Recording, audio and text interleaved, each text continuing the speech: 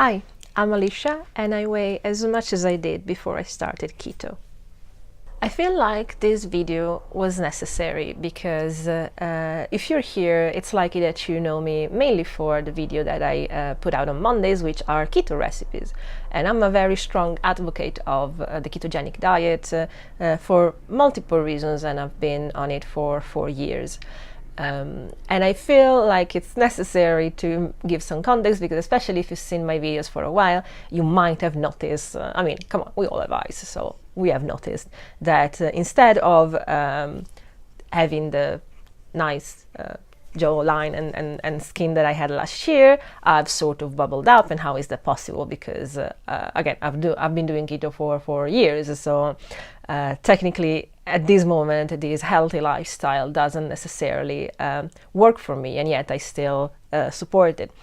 And the reason why I'm talking about this is that because there is another side of things that needs to be taken into account, and that other side of things for me has to do with mental health, eating disorders. I already made a video about my experience with bulimia, but you'll find the link up here, so we don't necessarily have to go into that now. But yeah, being on different medications that ultimately affect not only the way that my body deals with nutrients, although it does, but mainly and especially the way that I deal with things and outside world inputs, so that my reaction and my way to deal with them are different enough so that in the last year I put back on 25 of the 30 kilos that I had lost when I started keto. So basically, when I started keto, it was 2013,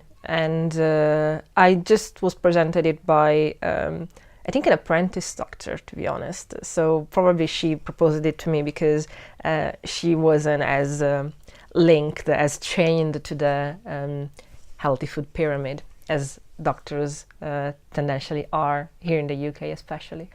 And starting off of that, it was amazing to see that there was a constant feedback from my body. So the first, as usual in keto, the first 6 months I never had to even care about calories. Just eating keto was good enough. I started at 105 kilos, and by the time that I started in September 2013, and by March I was down to 90, so down 15 kilos. And then in May 2000 and I want to say 15, yes, 2015, I was down to the mythical 79.9, which is a number that in adulthood, like under the 80, but under 100 really, I'd never seen. And my lowest possible was last year around this time, where I was 75 kilos. And then something clearly changed. The first thing that I feel like expressing very strongly is, do not, for any reason, think that this is necessarily proof of the fact that, oh no, it's not worth doing diets, because anyway 95% of people get it back on, and you have to be a unicorn for diets to work for you, so don't even try. That's absolutely not true. I can, even looking back at my own story, I can tell and I can see and I can highlight what happened that brought me here. So it's not that your body will just rebel on you, or, oh, you know what, I've done enough. It's not like that. But there are factors that will matter and weigh in the moment that you're trying to work on yourself. And specifically, again, I can name a few. And first of all, last year I had a very bad rebound of bulimia, and that needed to be tackled because it was getting to more than unhealthy levels. So the first thing that I tried to do was to limit the damages, and so decide that I was, I know, as much as limiting the damages can sound, but I was either binging or purging, but not putting the two things together. So that might have been something. At the same time, though, I changed some of the medications that I have, and that might have had an effect on the water retention that I had, or the way that my sort of body worked with nutrients. But the point is always, it's very likely that medication can affect your appetite, but it's less likely that something external just make you put weight on. And ultimately, it has to do with what goes through your lips. Also, last year in November, I was getting married, so I worked a lot on myself, both in terms of what I was eating and how I was working out. I actually joined a gym with a professional personal trainer, and yet I realized that things weren't quite going the right direction. So all of a sudden, from the summer I went back to Italy for a week or something, and for that time, for most of the time, I ate carbs, but that was a week, and for the first time in a year and a half, I got back over 80 kilos, and that seemed like a lot. And then I tried to work and be really strict with myself, with the gym and everything, to get back in shape for my wedding. And I just got more and more and more, so that by the time it was November, I was 86, 88 kilos for my wedding. I tried to be as zen as possible about it during my honeymoon, and I, again, when faced with situations and things that I don't like about my body, usually one of the ways that my stress goes out, it is through my eating disorder. So again, trying to do the least damage possible, I try to not necessarily go to binge and purging, but I tried also not to care as much about what I was eating, trying not to be obsessed with it. Unfortunately, doing that kind of thing, and also I've been put on a different hormonal contraceptive that I should have researched before, and because it has a higher percentage of estrogen. It has a higher percentage of estrogen. I went to the patch basically, and the patch exposes you to more estrogen than you usually would get with a pill or with an implant or stuff like that, because the transfer of hormones is transdermal, so you are physically, literally exposed to more of the hormones. That might have mixed up things a little bit too much for my body. I am also of an age where, as much as I don't like it, these kind of hormonal changes can do a difference now, where before it didn't necessarily. I'm 34.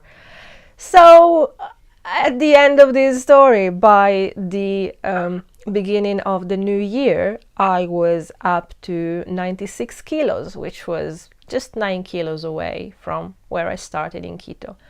I started not being able to fit into my normal clothes, and you know what? Because it was 3 years since I had been a size 18, 20, I already got rid of all of that. So I am in this limbo at the moment where I am not feeling all right with myself.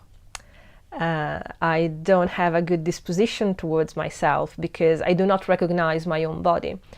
The crazy thing is, one of the first things that I noticed, either in my pictures or in videos, when I started to lose weight with keto, was that most of my proxemics, most of the way that I was moving around and leading myself, didn't feel as enormous, air quote, but ridiculous as I always felt it looked. And I realized that in a way, my perception must have always been that I was a thinner girl than I actually physically was. And for the first time, I was clearly occupying the amount of space that made sense for my movements to be in. So it was a very comfortable feeling to have the body and occupy the space in the world that I always had the perception I did. But then clearly something was off because, of course, again, I had been fat. Yes, I had been fat for all my life. So I had been with a BMI that was obese for all my life. So that was all I knew.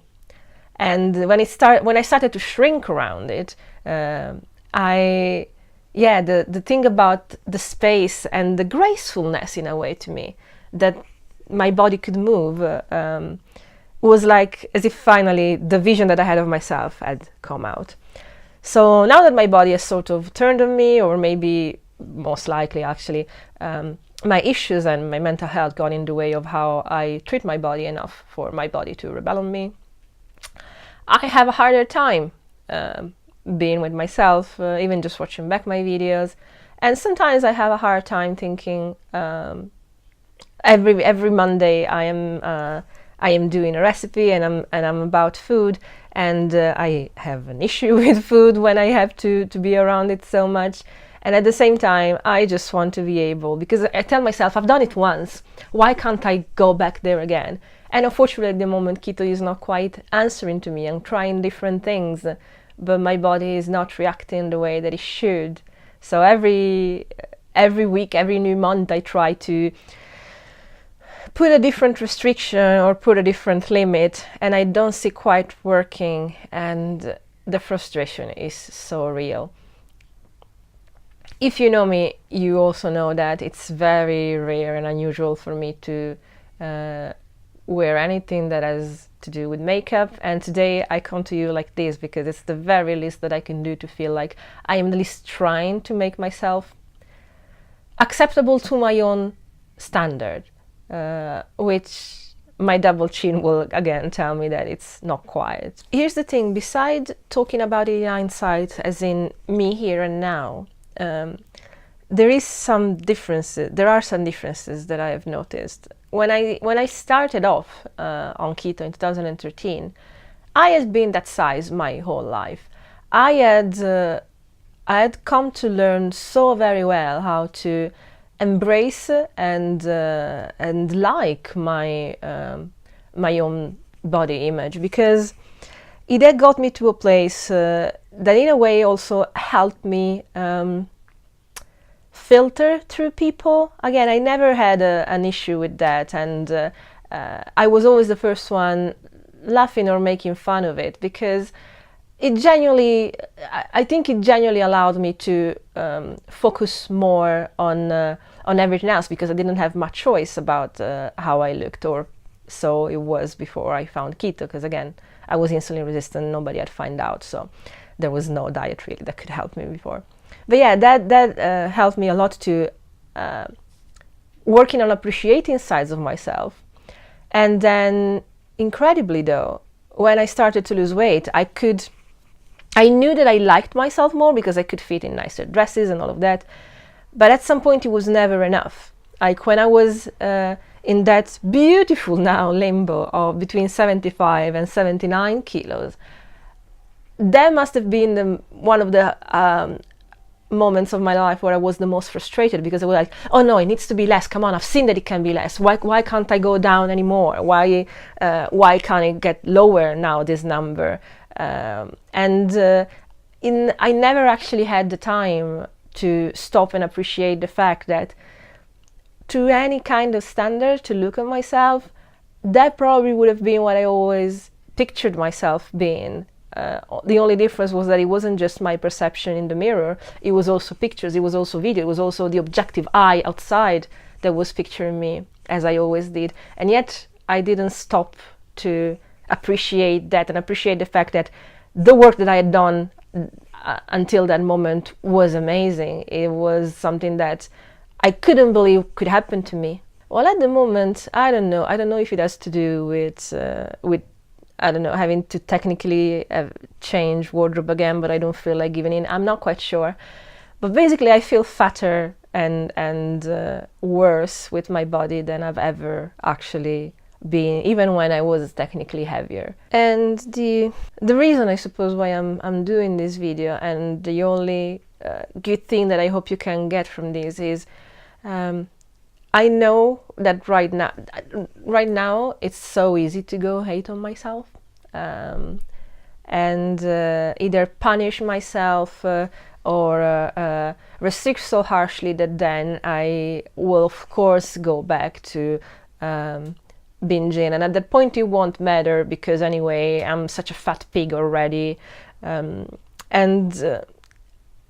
at this moment, I know that the worst thing that can be done is not to be kind to oneself, because, yeah, when you're already in a position where you don't like yourself, you feel like you have nothing else to lose in being worse and worse to yourself. And in a way, the fact that 95% of my beautiful wardrobe already doesn't fit me anymore already makes me feel like that. And here's the thing, it is about how I look at myself, but it's also about how I know people can see me now. And it is up to their kind eye, I suppose, to still appreciate me for the person I am, regardless of the body I am in.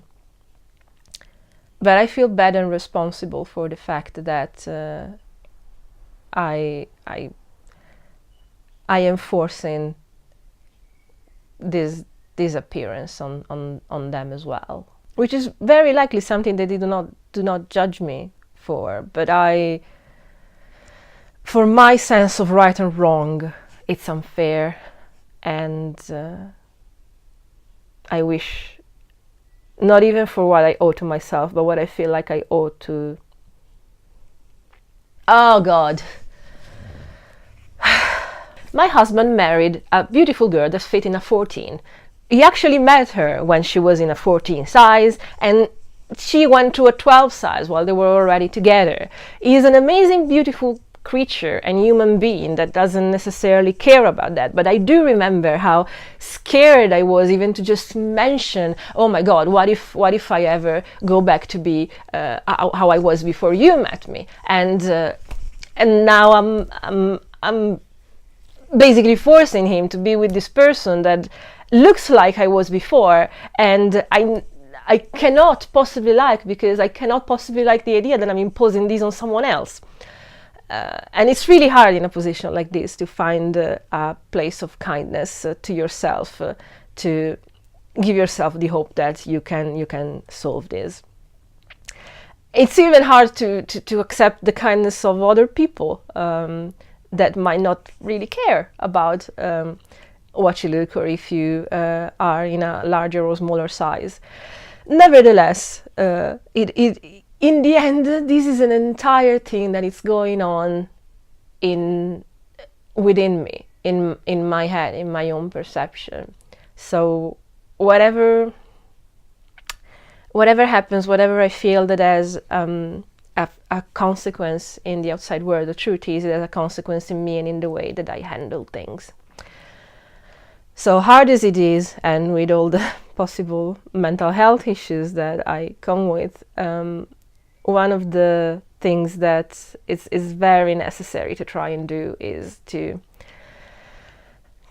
keep your awareness high enough so that you try and always remember to be kind to yourself. So I suppose all of these, and saying all of these out loud, it's going to be a way to try and keep myself accountable, try and bring myself back to a path that knows I know it works. I've seen it work, and frustration, distractions, and those bad voices at the back of your head that tell you you're not good enough. I know that, Katya. Trying to keep that at bay and try to basically find ways to go somewhere else when I need comfort, go somewhere actually constructive when I need comfort, or when I need whatever kind of self-destruction that is that bulimia brought me to. And I'm basically trying to defocus from the effect, the serotonin, I suppose, that food brings me, so that I can break free of that cycle again, and this time possibly liking and appreciating every step of the person that I can work towards becoming. Technically, I think I hope this video can speak to you and can make you feel less alone if you're in a similar situation. And the main reason I feel like this will pay off for me is that I've said it, and this is the situation I'm in right now, and it cannot be denied. It is where I am, and I don't like it. I want to change it. So hopefully bringing it out there will keep myself accountable, and possibly remind me when I lose focus on that this is an unpleasant situation, but it doesn't have to be. So it will be unpleasant to get out of it, but at least I cannot deny that I'm in a place that I don't like, and so something needs to be done.